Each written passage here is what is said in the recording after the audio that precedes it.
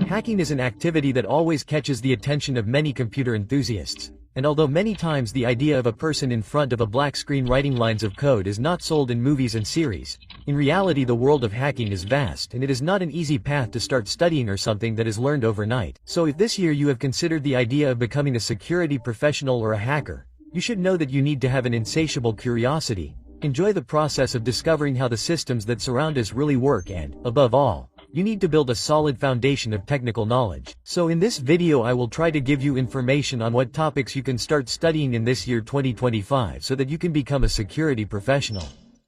If your goal is to learn to program beyond the language you use, you must develop your logic and reasoning. And for this, something that I am using these days is Brilliant. Brilliant is a web and mobile platform where you can develop your logical thinking and skills in topics such as mathematics, engineering, and software development, improving your problem-solving skills using a method that is up to 6 times more effective than just watching video lessons. And it's through short logical exercises that feel like playing a game. Only while you do them, you're learning in the process, and you can do exercises dedicated to many areas such as data analysis, mathematics, programming, data science, Python, and even topics related to artificial intelligence, such as learning how an intelligent model works. In fact, much of this content is created by renowned professors or researchers and professionals from institutions such as MIT, Caltech, Microsoft, or Google. Being a programmer is not just about memorizing syntax, but also knowing how to solve different types of problems that arise. And Brilliant allows you to gain these skills by doing short exercises. To try Brilliant for free for 30 days, you can go to brilliant.org/fast or follow the link in the description and get a 20% discount on your annual premium subscription, and start learning with brilliant.org. Networking. To delve into the world of hacking, you first need to understand how the entire network is connected, because the internet is not just a place where you browse or watch videos, but it is also the terrain where many of the attacks and defenses of very important systems take place, such as the financial system, health, defense, and many others. For this reason, understanding how computer networks work is an essential skill that you cannot ignore. And if you are wondering what topics you should learn about networks, well, you can consider studying the OSI and TCP models. These explain how data travels on a network and are a theoretical model of 7 layers where each level has a responsibility and are key to understanding the flow of data and possible failures or vulnerabilities. Then you should also study common protocols such as HTTP, HTTPS, TCP, and UDP. These are typically used daily when we transfer data on the web, that is, when you enter a site or use some type of application. And knowing these protocols will help you interpret and analyze network traffic. Then there are also IP addresses and subnets, where IPs identify devices on a network and the subnet organizes and optimizes traffic by dividing it into networks or smaller segments. And of course, you should also know about routers, switches, and firewalls, where routers connect networks, switches manage internal communication, and firewalls filter and protect traffic from threats. To learn all this, as far as lottery goes, there is a lot of information on the internet. There are videos and courses, but practice is more important. So one way you can start learning all this is by downloading some programs and starting to try them out. And a quick way to start delving into all this is to learn about a software called Cisco Packet Tracer, which is a free simulator that allows you to configure small networks, connect devices, and analyze how data flows between them. Then there are also interactive platforms like TryHackMe, which have many sections dedicated to security, but it has a module designed specifically for networks where it can give you a practical perspective and also give you a step-by-step guide on how to get started with all this. It's also a good idea to start learning about a software called Work, which is an essential tool for any security professional because it allows you to capture network traffic and analyze it in real time. For example, you can visit websites, download files, and observe how data travels between your device and the server. And this not only teaches you how a network works, but also how to identify suspicious patterns. Learn more about operating systems. Aside from networking, another topic that a security professional should master is topics related to operating systems. And when we talk about the most widely used operating systems, Windows and Linux are typically considered, because although Windows dominates the market at the user level, Linux is the fundamental pillar in servers and cloud infrastructure. It is also one of the preferred systems by security professionals because there are Linux systems dedicated to security that already come with tools for penetration testing. That is why learning to use Linux is highly recommended. And if you have never used Linux, here are several ways to integrate it into your workflow without overcomplicating things. The best way to start is with Ubuntu.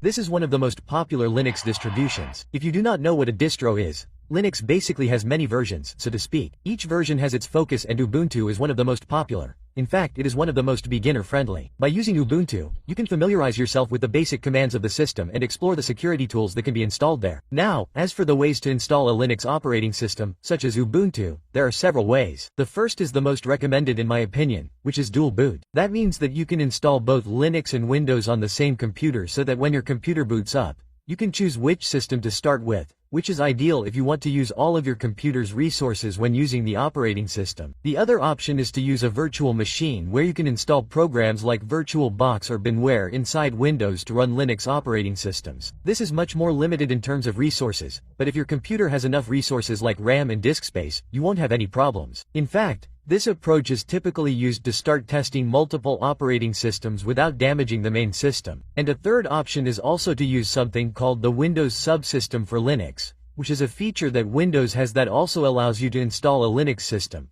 although it focuses solely on the console or terminal. And from there you can interact from that terminal by executing commands and running tests. And although this environment is a bit more limited in terms of functionality, it can also be a good way to start learning Linux without having to install a lot of complicated things. Whichever option you choose, once you have it installed, what you need to do is learn the basic commands and essential tools, because these are the fundamentals for you to move comfortably in a Linux environment. And in fact, all these commands are the same ones you will use when you have to connect to servers. From these bases, you can start moving around with other types of distributions, a little more designed and, obviously, within a Linux system, such as Ubuntu, you can also install programs dedicated to hacking. But there are also other distributions, other variations of Linux, where you can have all the programs dedicated to pen testing and hacking in the same system, already installed. Some of these distributions are Kali Linux and Parrot OS. Now, if you are wondering what about Windows, well, although Linux is the standard in computer security, do not underestimate the importance of knowing Windows at a more technical level, because many companies use this operating system in their corporate environments and understanding it will give you an additional advantage. So here are some key topics that you can start exploring within Windows. One is file permissions, system logs and how to analyze them, and user and group management, which are another slightly more advanced topic in Windows. Knowing this, you can start learning more about other security tools that run on this system. And when I talk about security tools, I mean software or programs that allow you to perform penetration tests, vulnerability analysis, or system assessment. And obviously, there are also many options that you can choose from here. But among some of the most important tools that you will be able to find, there are often tools for network and system scanning, such as Nmap, which is one of the tools that allows you to scan networks, discover connected devices, identify open ports, active services, and operating systems in use. Or there is also Wires, as I mentioned before, which allows you to analyze all network traffic in real time and capture and examine network packets. Then, there are also tools for brute force testing. For example, there is Hydra, which is a powerful tool for performing brute force attacks on services such as SSH, FTP, HTTP and others. Although you should consider that you should only do this in authorized environments or in environments where you are learning to use these types of tools. Then there are also tools focused on web applications such as, for example, Sweep, which is one of the most complete tools for testing web application security. It allows you to intercept and modify HTTP requests, test vulnerabilities such as SQL injection or cross-site scripting and automate analysis as well. And it typically has a free version that is enough for you to learn all its basic concepts. Or there are also tools such as Z-Attack Proxy or SAP, which is a tool similar to Bweep that is completely free and open source. In addition to this, there are also tools for scanning vulnerabilities such as Nessus or OpenBAS, which help you identify problems in systems, configurations and networks.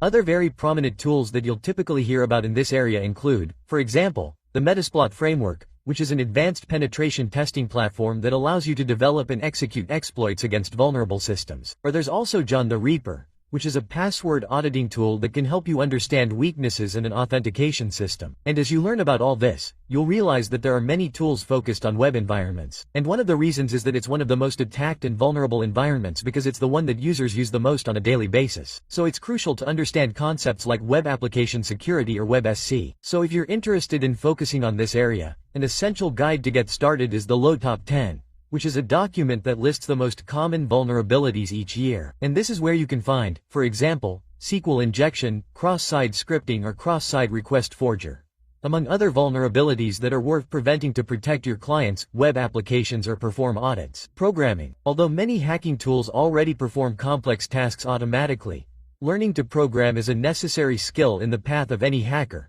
because programming allows you to go beyond the capabilities of the available tools and will even allow you to combine the functionalities of many programs and create your own logic or your own scripts. It will also allow you to automate tasks that you do on a daily basis and will allow you to adapt certain programs to different situations. In other words, you will understand much better how applications work, and it will also make it easier for you to identify vulnerabilities that other developers make. And as for the programming language, there are many, but some recommended ones that you could learn focused on hacking could be Python. This is the quintessential language in cybersecurity due to its ease of use, versatility and extensive libraries focused on security. With Python you can analyze network traffic, automate pen testing tasks, write exploits, and it also has useful libraries such as Scapy for network packet analysis, Mike for CSH automation, or Request for handling HTTP requests, among a wide variety of others that you can find on the web. This language is easy to learn and is widely used in real environments, so it is the most recommended that you start studying if you really start to dedicate yourself to this area.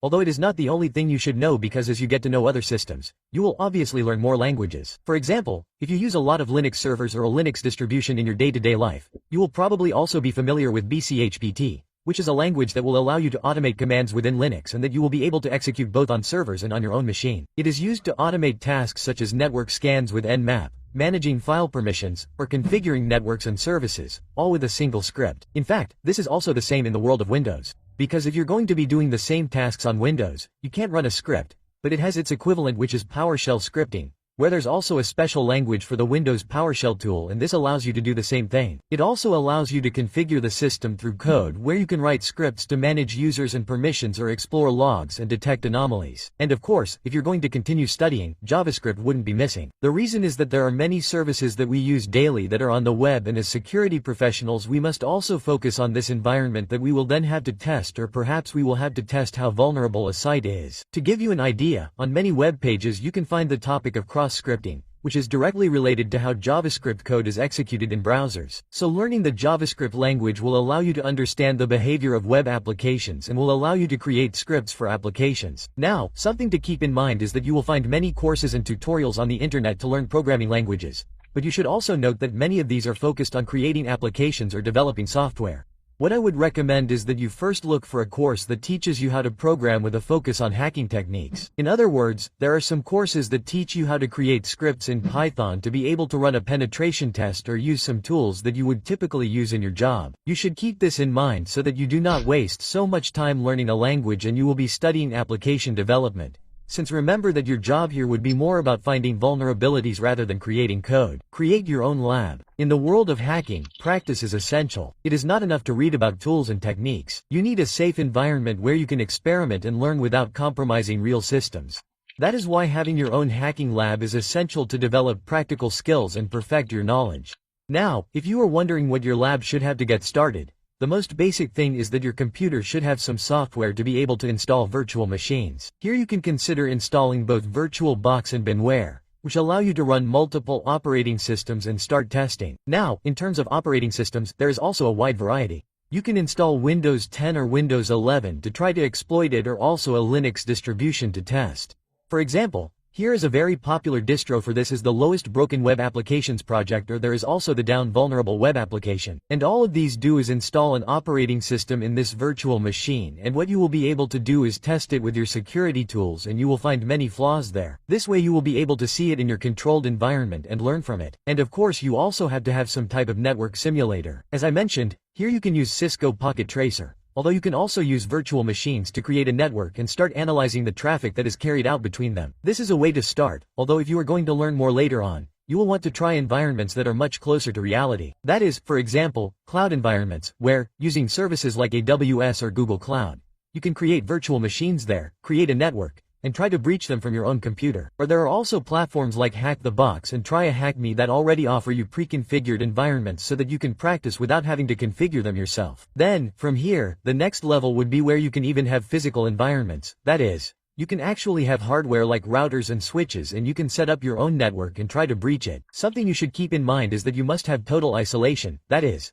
make sure that your laboratory is completely separate from your main network. You should also document everything. That is, you should keep a record of the configurations, tests, and results that you obtain. And always try to do tests in a simulated real environment. That is to say, once you have your lab, you can start doing more advanced simulations such as creating virtual networks with multiple operating systems, simulating brute force attacks or vulnerability analysis, and even much more depending on the resources your lab has. Now, if you are wondering if there is an orderly way to learn all this, the answer would be that there are many ways to learn hacking and each one has advantages and disadvantages. But there are ways to learn step by step everything I have mentioned, and in fact you will learn much more. The first option is to use interactive resources. This is the way many people start because they are mostly free resources and there are many sites that already offer you information. They even give you a step-by-step guide on how to get started in this area. Among the sites you can find here are, for example, TryHackMe, Hack the Box, Over the Wire Rootum.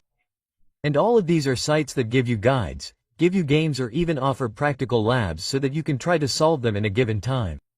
And just to give you an idea, there are also professionals who are dedicated to solving these types of challenges, because there is a type of competition called Capture the Flag where multiple hackers try to find security flaws in the shortest time possible. These are called CTFs and they are competitions designed to solve security problems, which are also another way to dedicate yourself to the world of security. But let's say in a slightly more entertaining way. In addition to these resources, it is also important that you join a community. The reason is that many times several of the tools may have some flaws or you may encounter some difficulties, and having someone give you at least an idea of how to solve them can help you advance a little faster. And to find communities, they are all on the internet. There are sites on Reddit, such as Net-C Hacking. Then there are also Discord channels and specialized forums as well. And by using these resources you would be using a fairly straightforward approach to how to learn hacking. Although if you also want a certification or proof that you have studied this area, you can consider obtaining a security certification provided by a company dedicated to this area.